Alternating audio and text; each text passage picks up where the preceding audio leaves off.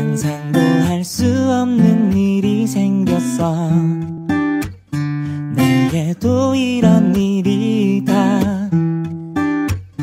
아무런 준비조차 못한 내게 네가 왜 그런지. Hai semuanya, Assalamualaikum. Buat yang baru berkunjung ke channel ini, aku Sari. Halo, salam kenal ya.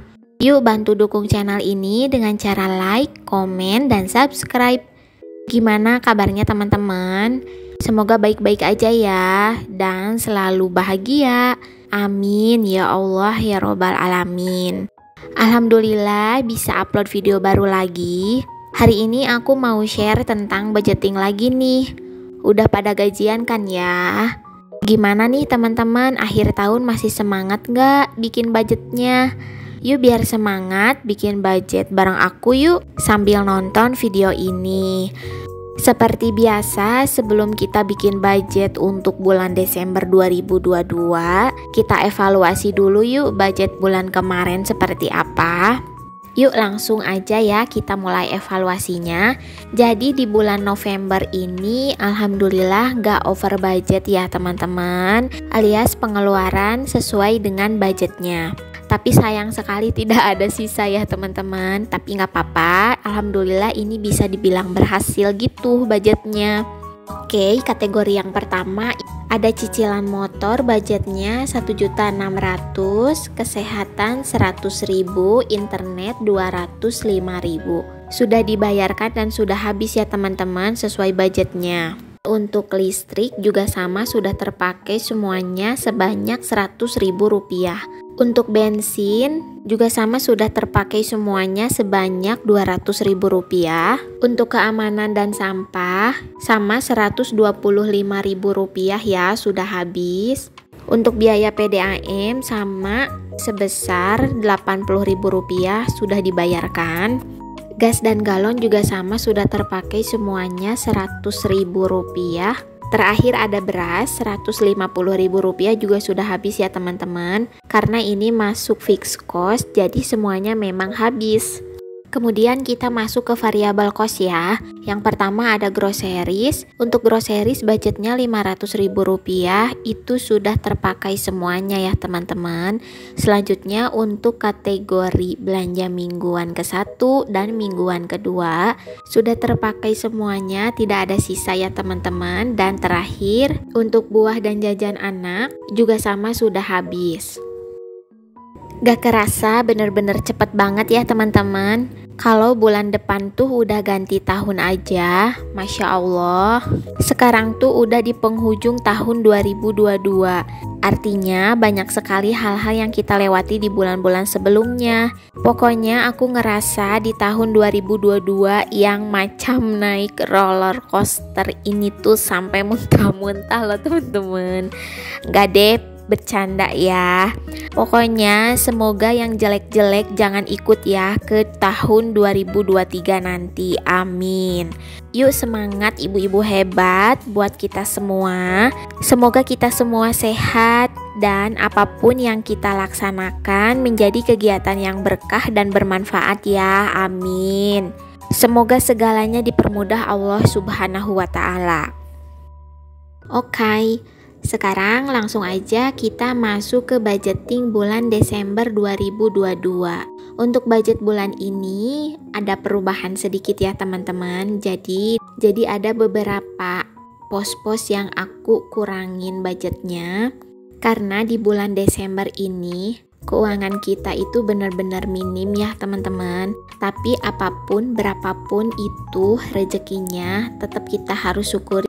Nah ini cara aku kalau misalnya keuangan kita nggak stabil ya teman-teman. Jadi beberapa pos harus ada yang dikurangi ya. Ini nanti dikuranginnya nggak terlalu banyak kok, palingan sedikit aja.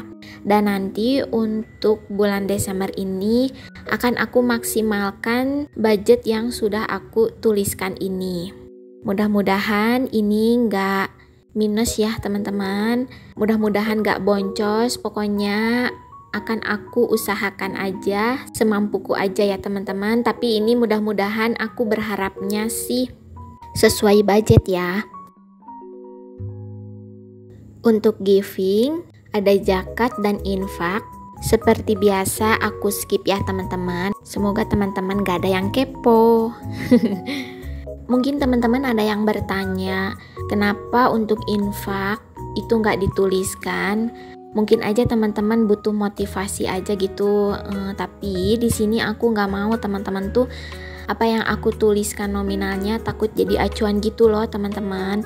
Yang namanya infak atau sedekah itu sesuaikan aja sama kemampuan kita ya. Di sini bukan berarti infak itu melulu tentang materi ya teman-teman. Kita bisa menawarkan tenaga kita atau pikiran kita. Dan untuk zakat itu pasti semuanya juga udah tahu, teman-teman udah tahu ya zakat itu berapa yang harus kita keluarkan per tahunnya. Nah, untuk saving juga di sini kategori yang pertama ada tabungan rencana. Nah, ini juga mohon maaf, aku sama Pak suami itu sepakat tidak akan menuliskan berapa nominalnya. Kategori saving yang kedua itu ada arisan, ini rutin gitu ya teman-teman, tiap bulannya harus dibayarkan sebesar Rp200.000. Dan di kategori saving yang ketiga itu ada pajak rumah dan kendaraan sebesar Rp50.000. Nah ini tuh nomor 2 dan nomor 3 itu aku wajib menyisihkan duluan gitu ya teman-teman, karena pajak rumah dan kendaraan itu wajib, arisan pun juga wajib. Oke, ini kita udah masuk ke kategori living ya. Kategori living terbagi menjadi 2 bagian. Pertama fixed cost, artinya biaya tetap atau biaya yang tidak berubah-ubah ya teman-teman. Ini biasanya biaya yang harus dibayarkan setiap bulannya. Yang kedua variable cost, artinya biaya yang sifatnya berubah-ubah atau bervariasi sesuai kondisi. Langsung aja di kategori fixed cost yang pertama ada biaya untuk cicilan motor, per bulannya masih sama Rp1.600.000. Dan yang kedua ada biaya kesehatan, per bulannya masih sama Rp100.000. Kemudian yang ketiga ada biaya untuk internet, masih sama, per bulannya Rp205.000. Ketiga kategori ini sudah dibayarkan melalui transfer bank ya teman-teman. Kemudian yang keempat ada biaya untuk listrik, per bulannya masih sama Rp100.000.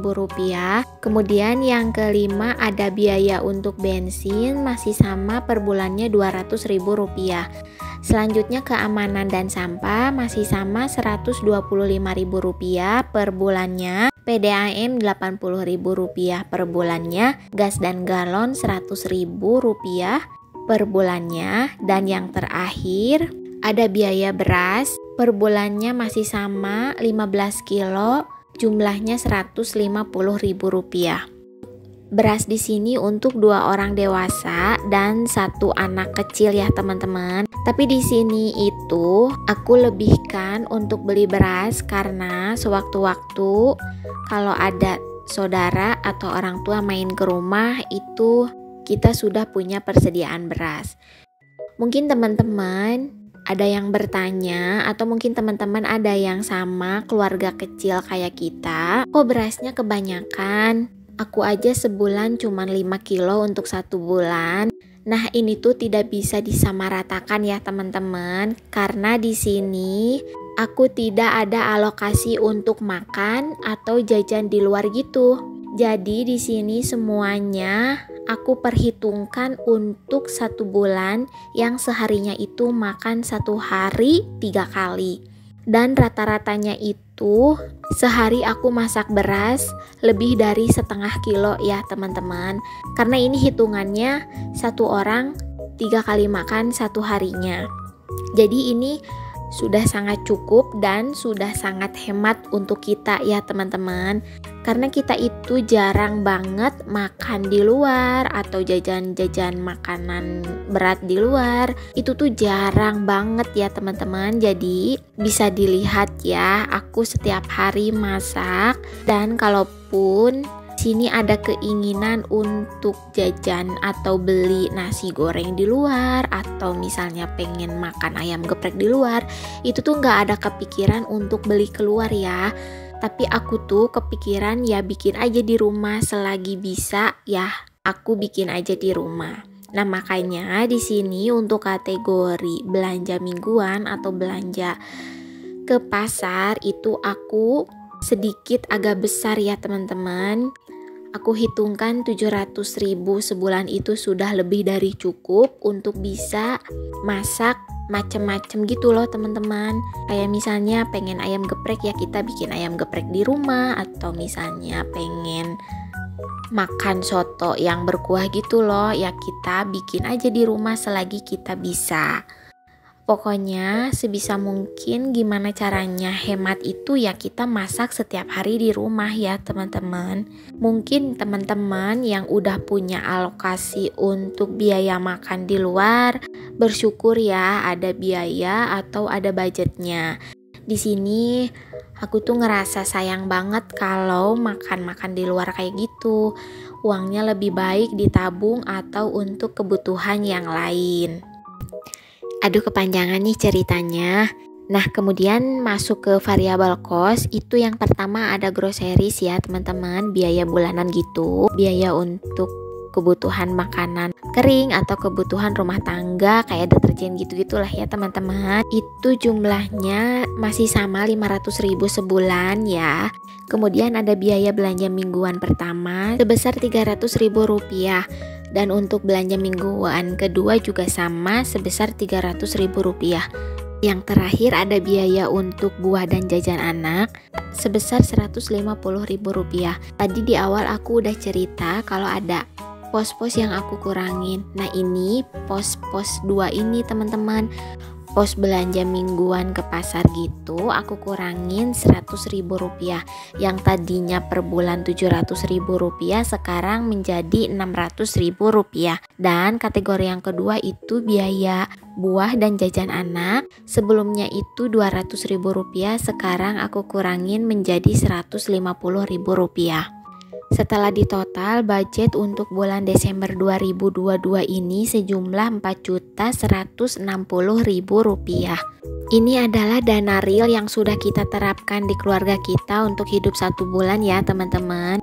Alhamdulillah ya, jadi berapapun penghasilan kita itu insya Allah akan cukup untuk memenuhi kebutuhan kita sebulan. Karena Allah itu pasti sudah menakar berapa rizki yang pas untuk kita. Alhamdulillah budget plan bulan Desember 2022 udah beres. Ini juga semua uangnya sudah dimasukkan di dompet pintar sesuai posnya masing-masing ya. Ini aku punya pecahan 2.000 rupiah ya teman-teman.